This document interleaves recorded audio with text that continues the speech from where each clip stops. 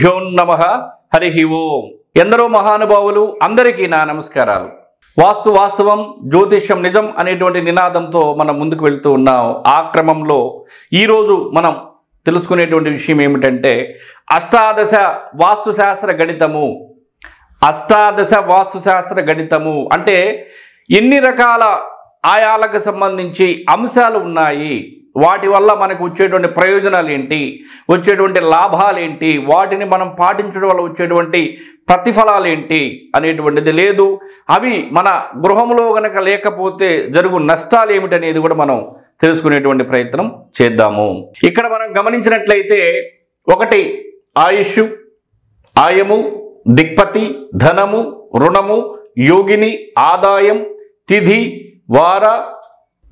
వారము, కరణము, నక్షత్రము, యోగము, అంశ, గ్రహం, రాశి, లగ్నం, తత్వం, భూవర్ణం, కళ. ఈ 18 అంశాలకు సంబంధించి వాస్తుశాస్త్ర గణితానికి సంబంధించి వీటి యొక్క ప్రభావం అంతా ఇంత కాదు. వాటన్నింటిని కూడా ఈ 18 రకాలటువంటి అంశాలను ఒక్కొక్కటిగా తెలుసుకునే ప్రయత్నం తరువాత వచ్చేటువంటి వీడియోల్లో చూద్దాము. కానీ వీటి యొక్క ప్రయోజనం ఏమిటంటే ఆయుష్ అంటే దేనికి? గృహ నిర్మాణానికి సంబంధించి ఎటువంటి నిర్మాణానికి సంబంధించి అయినా సరే ఆ యొక్క నిర్మాణము, ఆ యొక్క కట్టడము ఎన్ని సంవత్సరాల వరకు ఉంటుంది? ఆయుర్దాయము. ఒక మనిషికి 50 సంవత్సరాలు లేదా 60 సంవత్సరాలు, 70 లేదా 80, 90, 100 సంవత్సరాలు అనుకోండి. ఒక కట్టడానికి, ఒక నిర్మాణానికి ఎన్ని సంవత్సరాల ఆయుర్దాయం ఉంటుంది అంటే, ఉదాహరణకి మనం ఒక పాత బ్రిడ్జిలు చూస్తూ ఉంటాం, లేదంటే పాత నిర్మాణాలు చూస్తూ ఉంటాం, పాత అపార్ట్మెంట్లు చూస్తూ ఉంటాం. అంటే ఈ ఎంప్లాయీస్కి సంబంధించినటువంటి క్వార్టర్స్ కానీ అలాంటివి కూడా శిథిలావస్థకు చేరుతాయి. ఎందుకు? వాటి యొక్క ఆయుర్దాయము, ఆ ఆయుర్దాయం అయిపోయిన తర్వాత అవి శిథిలావస్థకు చేరేటువంటి పరిస్థితి వస్తుంది. దానిని ఆయుష్ అంటారు. ఆయానికి సంబంధించి మనం గత వీడియోలో తెలుసుకున్నాం. ఆయము ఏ విధంగా వస్తుంది, దాని యొక్క క్యాలిక్యులేషన్ ఏంటి, ఎన్ని రకాల ఆయాలు ఉన్నాయనేది కూడా మనం గత వీడియోలో తెలుసుకోవడం జరిగింది. అది కూడా మీరు చూడకపోతే ఆ వీడియోను కూడా మీరు చూడండి. తర్వాత దిక్పతి, ఏ దిక్పతి వస్తుంది అనేటువంటిది. ధనం అంటే నిర్మాణం చేసిన తర్వాత ఆ నిర్మాణంలో ఉండేటువంటి వారికి ధనము వస్తుందా, నష్టం వస్తుందా అనేటువంటిది తెలుసుకునేటువంటి విషయం. తర్వాత రుణము.